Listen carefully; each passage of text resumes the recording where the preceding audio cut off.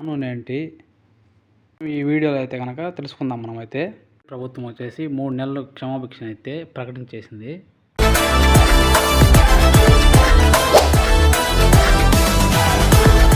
కొత్తగా అయితే కువైట్ ప్రభుత్వం ఒక చట్టం అయితే తీసుకొచ్చింది. అదే క్షమాభిక్షని. ఇలా అయితే రంజాన్కి అయితే ఇలా పెడుతుంటారు. ఎందుకంటే అకామా లేకుండా బయట పని చేసుకుంటూ ఉంటారు కదా, వాళ్ళకైతే ఇది మంచి అవకాశం అని నేను అనుకుంటున్నాను. అంటే పెనాల్టీ లేకుండా డబ్బులు కట్టకుండా ఇంటికి వెళ్ళడానికి ఇది ఒక ఆస్కారం. ఇది ఈ విధంగా పెడుతుంటారు కువైట్ వాళ్ళు. రంజాన్కి కానీ ఇలా 3 ఏళ్ళకి ఒకసారి 4 ఏళ్ళకి ఒకసారి పెడతారు.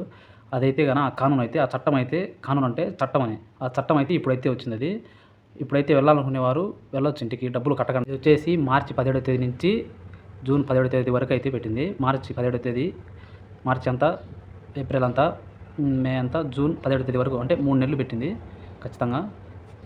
కువైట్ వాళ్ళ లెక్కల ప్రకారం అయితే కువైట్ దేశంలో అన్ని దేశాలలో కాబట్టి మొత్తం అంతా 1,30,000 మంది అయితే ఉన్నారని వాళ్ళకు అంచనా ఉంది.